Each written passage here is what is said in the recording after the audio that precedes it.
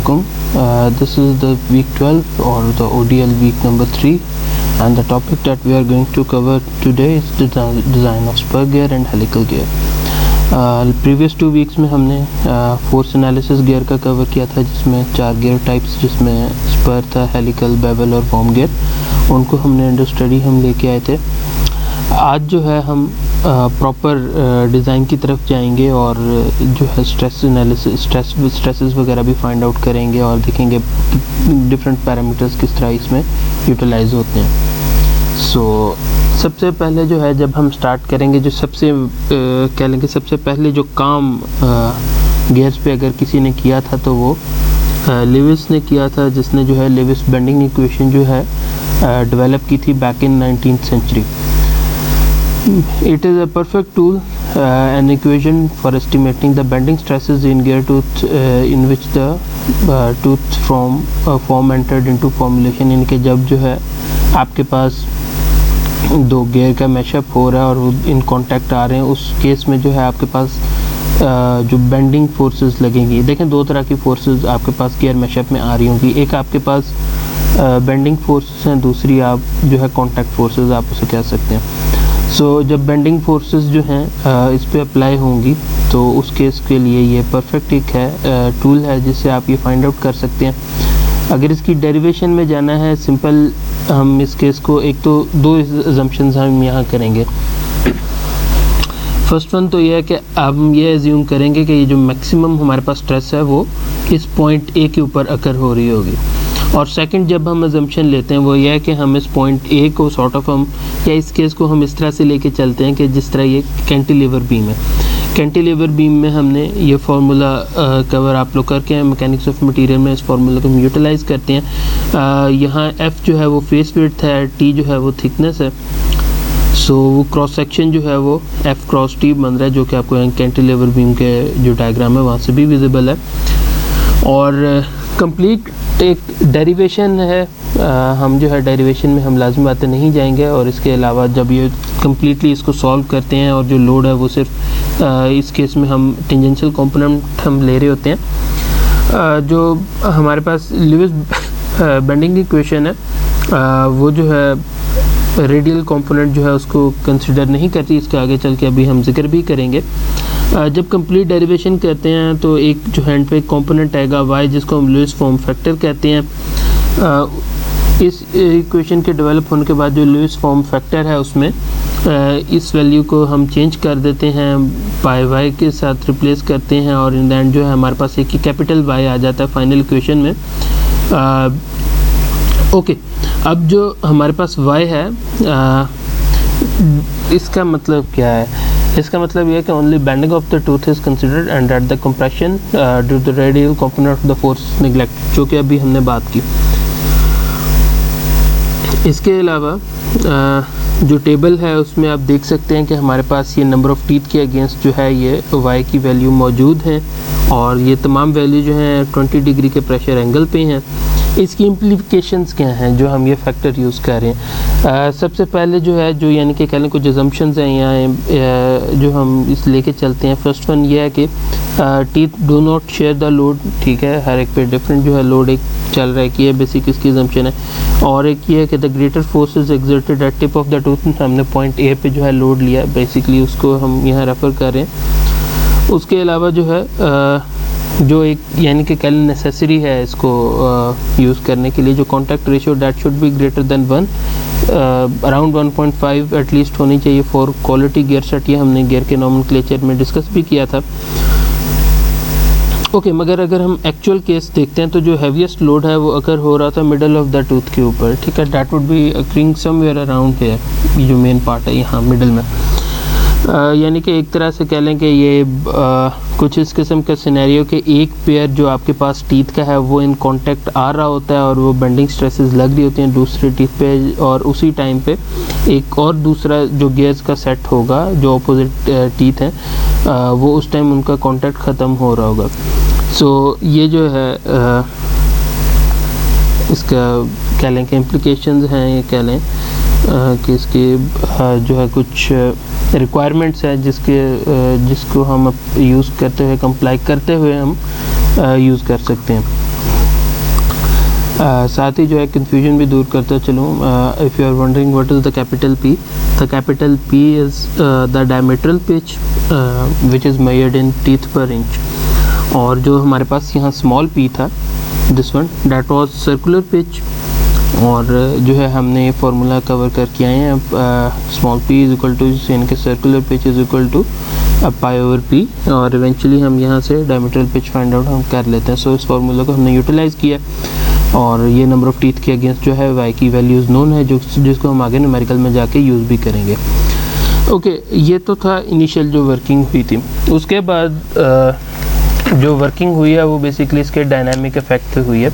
Dynamic effect क्या है basically, कि आप यूँ समझें कि लेट्स से आपके पास दो गियर टीथ हैं जो कि आपस में मैश हो रहे हैं, और आप कह लें कि 500 पाउंड्स के अराउंड अगर उस पर ऊपर फोर्स लगती है, सो वहाँ बेंडिंग या लोकलाइज्ड डिफॉर्मेशन होती है, जिसकी वजह से आपके पास गियर सेट फेल कर जाता है।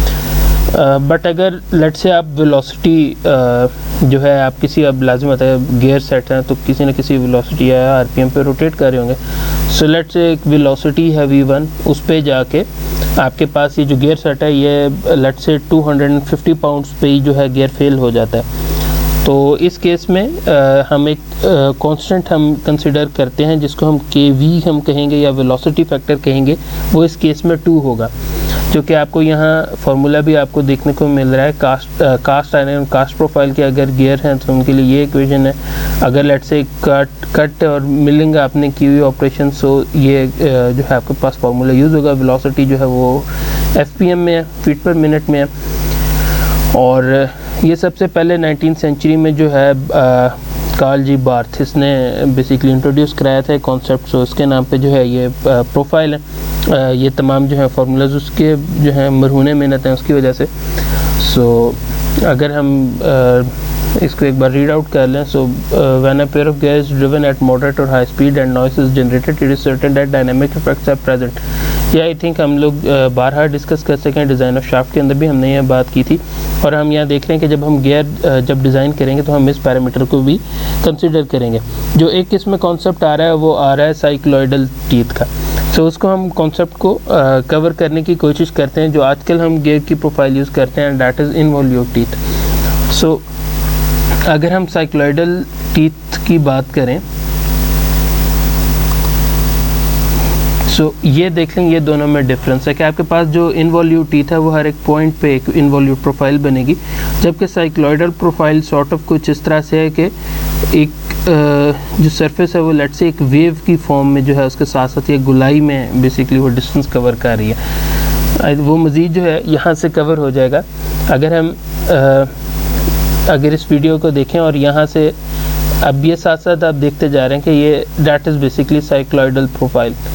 सो आप इमेजिन करें कि अगर ये जो सर्कल है इसके अपने गियर के टीथ हैं और एक इसके साथ जो गियर मैश्ड अप है वो इस प्रोफाइल के अराउंड जो है वो साथ साथ इसके साथ इन कांटेक्ट आ रहा है या इस तरह अपना वो डिस्टेंस जो है कवर कर रहा है। So that would be cycloidal profile.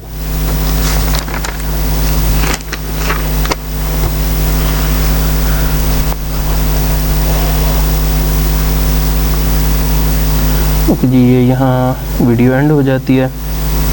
So that is the cycloidal profile. ठीक है, आई थिंक अब थोड़ा सा बेहतर आइडिया हो गया होगा। ओके, उसके बाद जो है अब हम इनवॉल्यूट प्रोफाइल को देख लेते हैं। अगर इनवॉल्यूट प्रोफाइल को देखें तो सिंपल आपके पास ये है कि आपने एक पॉइंट लिया है और आपने तकरीबन 5 आपने जो है इक्वल डिस्टेंस आपने जो है सेगमेंट्स आपने ड्रॉ किया और उसके बाद जो है आपने लाइंस कंस्ट्रक्ट की हैं। और आई थिंक यहाँ से आपको विजिबल भी है कि जो A1 A0 के दरमियान डिस्टेंस को आपने जो है ट्वाइस कर देना है A2 B2 के लिए, और इसी तरह जो है सो ऑन आपने ये डिस्टेंस इंक्रीज़ करता जाना है। सो जैसे ही आप इसको ट्रेस आउट करेंगे सो आपके पास में इनवॉल्यूट प्रोफाइल बन जाएगी। सो ये इनवॉल्यूट प्रोफाइल है, वो साइक्लॉइडल प्रोफाइल है। सो दोनों में जो है डिफरेंस आई बिलीव अब जो है आप लोगों को क्लियर हो गया होगा। ओके जी, so before we move into example, दोनों के दरमियान डिफरेंसेस जो हैं उनको हम कवर अप कर लेते हैं। जो इनवॉल्यूट प्रोफाइल है उसके अंदर प्रेशर एंगल सेम होता है, जबकि साइक्लॉइडल प्रोफाइल में जो है प्रेशर एंगल कॉन्टीन्यूसली वेरी कर रहा होगा हर इंस्टेंट पे। इन्वॉल्यूट प्रोफाइल की जो एक मेजर एडवांटेज है वो ये है कि इसमें आप वेलोसिटी रेशियो आप कांस्टेंट रख सकते हैं, और वेलोसिटी रेशियो कांस्टेंट रखते हुए आप सेंटर टू सेंटर डिस्टेंस जो है वो वेरी कर सकते हैं, जबकि साइक्लोइडल प्रोफाइल में ये प्रोविज़न नहीं है। एक फिक्स एक सेंटर टू सेंटर डिस्टेंस पे आपकी वेलोसिटी रेशियो वो एक ही रहेगी, मगर जो है लाजमी बात है साइक्लोइडल प्रोफाइल जो है उसके अपने पर्क्स हैं। गो के 2000 बिट एक्सपेंसिव उस टाइम जो है, चूँकि साइक्लोइडल प्रोफाइल पे इस वजह से काम हुआ था कि cycloidal profile at the time of 19th century era, वो जो एरा था उसमें those were easy to manufacture क्योंकि वो कास्टिंग के थ्रू बनते थे, जबकि जो इन्वॉल्यूट प्रोफाइल है वो हम डिफरेंट मशीनिंग प्रोसेस के थ्रू बनाते हैं। सो इस वजह से अब आज के दौर में अगर देखें तो इन्वॉल्यूट प्रोफाइल रिलेटिवली चीपर हैं, बट साइक्लोइडल प्रोफाइल जो है अभी भी ज़्यादा रिलायबल हैं, और उसके अलावा बहुत ज़्यादा जो कह लें कि जो नाजुक सी मशीनरी या कह लें जो बहुत ज़्यादा एक्सपेंसिव कोई मशीनरी होगी तो उसके अंदर most probably one might go with a cycloidal profile. Okay, सो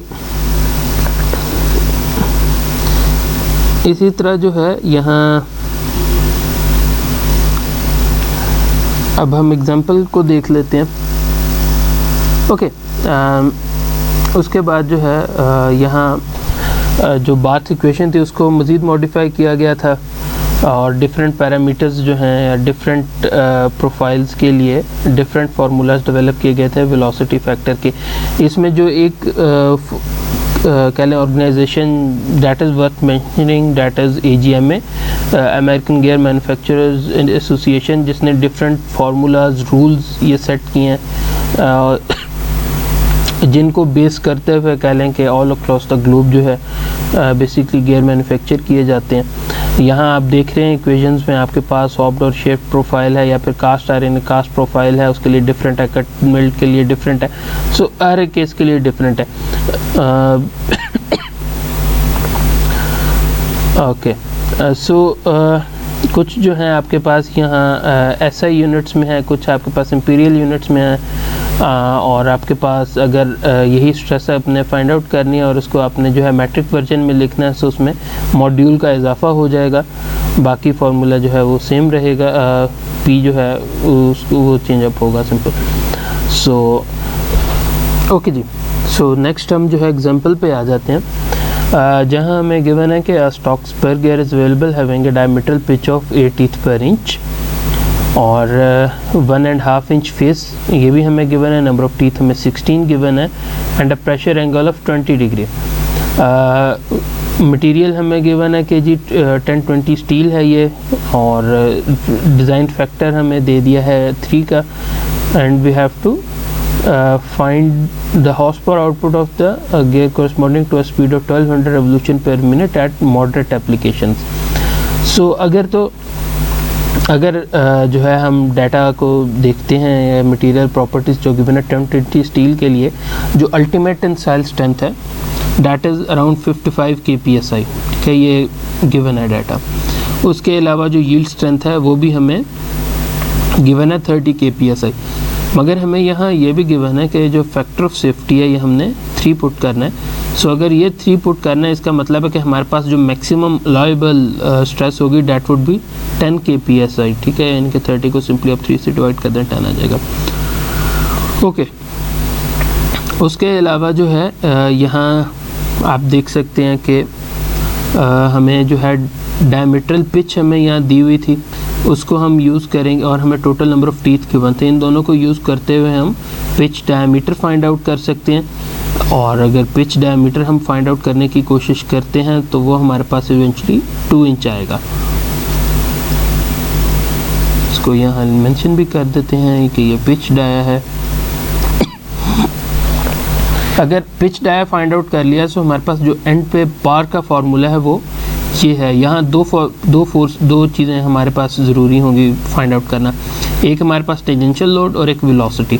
अगर वेलोसिटी फाइंड आउट करना है तो उसका फार्मूला होता है पाई डी एन ओवर 12, डी अभी हमने फाइंड आउट किया, एन हमें यहाँ गिवन है 1200 आर रेवोल्यूशन पर मिनट। इसको यूज़ किया जब आप इसको कैलकुलेट करेंगे तो आपके पास आंसर आएगा 628 फीट पर मिनट। जब ये आपके पास आ गया तो अब हम डायनेमिक इफ़ेक्ट इसका लेंगे और यहाँ से फार्मूला जो कि अभी हमने डिस्कस किया उसको यूज़ करेंगे। अब सिंपल इस पर करते हैं, KV आपके पास 1.52 आ जाता है। और अगर इसी फार्मूला को जो है हम दोबारा टेंजेंशियल लोड फाइंड आउट करने के लिए यूज़ करेंगे तो आपके पास एफ फेस विड्थ आपको यहाँ 1.5 इंच गिवन है जो कि यहाँ मेंशन्ड है। उसके बाद y जो है नंबर ऑफ़ टीथ के अगेंस्ट आप फाइंड आउट कर सकते हैं, 16 टीथ हमें यहाँ गिवन है, सो दैट वुड बी 0.296।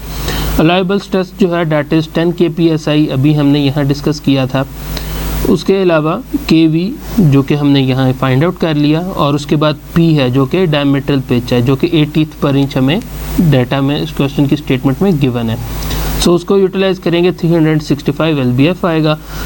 तमाम डाटा हमारे पास नोन है, जब आप इसे कैलकुलेट करेंगे आपके पास इवेंचुअली 6.95 HP आ जाएगा जो कि हमारे पास रिक्वायर्ड आंसर था। इसके अलावा आपके जो है कोर्स बुक में एग्जांपल 14.2 भी मौजूद है, और मैं आई वुड अर्ज कि आप लोग जो है उसको ख़ुद एक बार स्टडी भी करें, क्योंकि उसमें जो है फेलियर से रिलेटेड और जो इक्वेशन हम जो है हमने डिज़ाइन ऑफ शाफ्ट में कवर की थी वो कुछ जो है उसमें यूज़ हो रही हैं। सो ये अब हमने जब ये स्ट्रेसेस निकालें तो नेक्स्ट हमारे पास जो प्रोसीजर है that is to find out the safety factor SF जो कि हमारे पास बेंडिंग के लिए अप्लाई हो रहा होगा। सो हम फार्मूला को यहाँ पोर्ट कर लेते हैं और अब हम यूज़ कर लेते हैं। First of all let's say हम पहले पिनियन के लिए फाइंड आउट कर लेते हैं, और यहाँ SF फॉर पिनियन। अब ST जो है जो कि हमने यहाँ फाइंड आउट की थी फॉर पिनियन समवेयर अराउंड है 31350 PSI, so that is 31350 multiplied by YN which is 0.977 divided by KT which was 1 multiply by KR या रिलायबिलिटी फैक्टर जो कि हमने 0.85 लिया था जो कि जिसकी वैल्यू 0.85 फॉर 90% रिलायबिलिटी, डिवाइड होगा सिग्मा से। सिग्मा अभी हमने फाइंड आउट किया है which is around 6417 PSI। So इसका मतलब है कि हमारे पास जो SF फॉर पिनियन आएगा that would be equal to 5.62। इसी तरह अगर हम SF अब सेफ्टी फैक्टर फाइंड आउट करते हैं for gear, so that would also be all procedure वही होगा जो हमारे पास ST की वैल्यू है for gear that is 28260 multiply by YN which is 0.996 multiply by wait a minute, इसको यहाँ से सेपरेट कर देते हैं।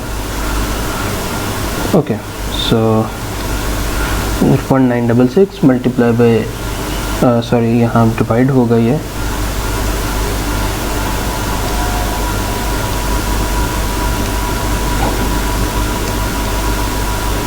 divided by 1 multiplied by 0.85 divided by the stress जो कि हमारे पास 4854 है। सो जब आप इसको सॉल्व करते हैं तो आपके पास ये SHG की वैल्यू आएगी अराउंड 6.82।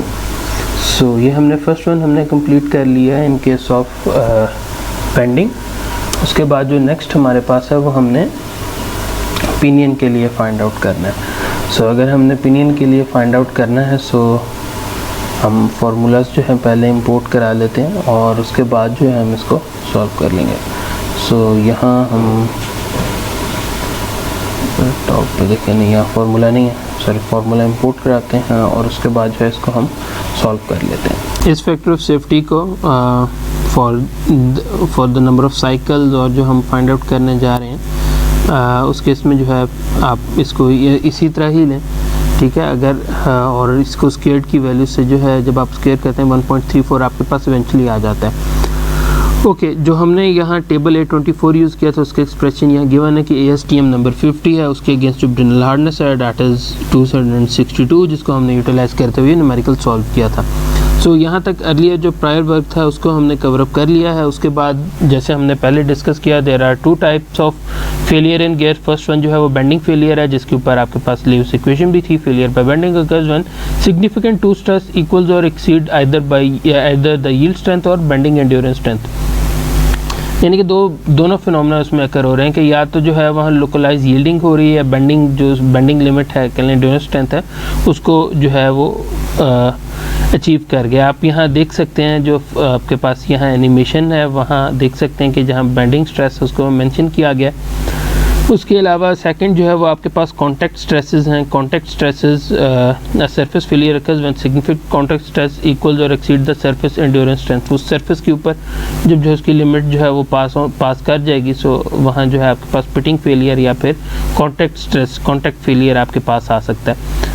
कॉन्टैक्ट स्ट्रेसेस वहाँ जनरेट हो रही होंगी और आप वहाँ देख सकते हैं कि उस सरफेस के ऊपर जो है लेट्स से अगर जब मैक्सिमम उसके ऊपर 1 माइसिस स्ट्रेस हो सकता है कि उस पॉइंट के ऊपर जो है वो यील्ड कर जाए, लोकलाइज यील्डिंग हो, और वहाँ से हो सकता है कि मटेरियल रिमूवल स्टार्ट हो जाए।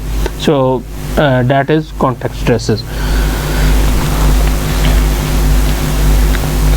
सिंपल अभी जो है हम डिस्कस कर लेते हैं जो इक्वेशन इसमें यूटिलाइज होंगी। ये जो आपके पास यहाँ, क्योंकि अभी 2 तरह के फिनोमेना, एक आपके पास बेंडिंग है, एक आपके पास कॉन्टैक्ट स्ट्रेसेस हैं, ठीक है, या कंप्रेसिव स्ट्रेसेस भी हैं वो कहलाती, जैसे कि हमने जो डिफरेंट सरफेस ड्यूरेबिलिटी है हमने उसके अंदर भी देखा। सिंपल फाइंड आउट करना है, ठीक है जी। अगर आपने जो है SI यूनिट्स में फाइंड आउट करना है उसके लिए डिफरेंट रिलेशन है, अगर आपने जो है इंपीरियल यूनिट्स में फाइंड आउट करना है उसके लिए डिफरेंट रिलेशन है। इसी तरह अगर जो है हमने, क्योंकि दो तरह के जो हैं यहाँ फेलियर थे, अगर आप देखें यहाँ हमारे पास जो है एक तो यील्ड स्ट्रेंथ है और एक हमने कहा था कि बेंडिंग एंड्योरेंस स्ट्रेंथ वगैरह जो है उसको भी एक्सीड कर सकता है। सो उस केस में जो है ये दूसरे हमारे पास इक्वेशन है, इसको हम यूटिलाइज करेंगे। और इसके अलावा जो है बेंडिंग फैक्टर ऑफ सेफ्टी है। अच्छा, जो AGM में है या उन्होंने क्या किया हुआ है कि बजाय इसके कि वो स्ट्रेसेस को कहें, उन्होंने स्ट्रेस नंबर इसको कहना शुरू कर दिया। तो बेसिकली SF जो है कह लें कि वो स्ट्रेस है जिसको हम नॉर्टन ने लेके चला, मगर जो आपको वहाँ मिलेगी उनके जो गाइडलाइंस है उसके अंदर ये इसको हम स्ट्रेस नंबर हम इसे कहते हैं। So that contains the factor of safety, the AGM standard contain safety factor SF guarding against the bending fatigue failure and safety factor SH guarding against the pitting failure. So ये factor of safeties हैं जो कि यहाँ जो है utilise हो रहे होंगे। That is the formula for SF। और सिमिलर फार्मूला जो है वो आपके पास SH के लिए भी अवेलेबल है। इसी तरह जो है कॉन्टैक्ट जो है स्ट्रेसेस हैं उनके लिए हमारे पास ये रिलेशन है जो कि आपके सामने मौजूद है, इसको हम यूटिलाइज करेंगे। यू बेटर नो, ठीक है, you don't need to memorise those all, हमें सिर्फ पता होना चाहिए कि ये किस किस के लिए फार्मूला यूज़ हो रहा है। उसके बाद जो है गियर कॉन्टैक्ट एंड्योरेंस स्ट्रेंथ वगैरह के केस में जो है अगर आपने फाइंड आउट करना उसके लिए ये रिलेशन है। हम ये जो फेलियर है ये हम रिड्यूस कर सकते हैं through proper lubrication, but surface fatigue can occur even with proper lubrication. It is the most common mode of gear failure and is characterised by pitting of the two surfaces.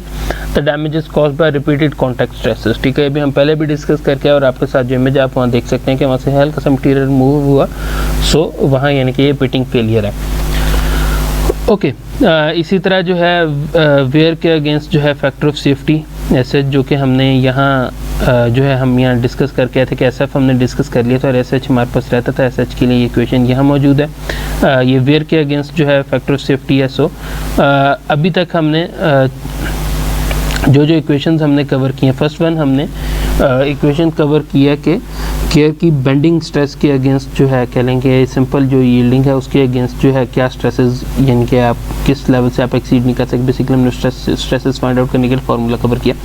उसके बाद हमने ये find out किया कि आपके पास जो bending की वजह से बेंडिंग एंड्योरेंस स्ट्रेंथ है वो कितनी है, यानी कि एक लोकलाइज यील्डिंग या यील्डिंग का फिनोमेना भी हो सकता है। और हमने बेंडिंग के स्पेसिफिक केस में उसकी एंड्योरेंस लिमिट उससे भी हमने डिस्कस करने की कोशिश की। उसके बाद हमने बेंडिंग फैक्टर ऑफ सेफ्टी को भी कवर अप किया हमने, जिसमें उसने डिफरेंट पैरामीटर्स को वो लेके चला है। हर पैरामीटर का क्या मतलब है, ये भी साथ साथ चलता जाएगा। जब आगे हम एग्जांपल करेंगे तो हम ये तमाम चीज़ों को वन बाय वन लेके चलेंगे।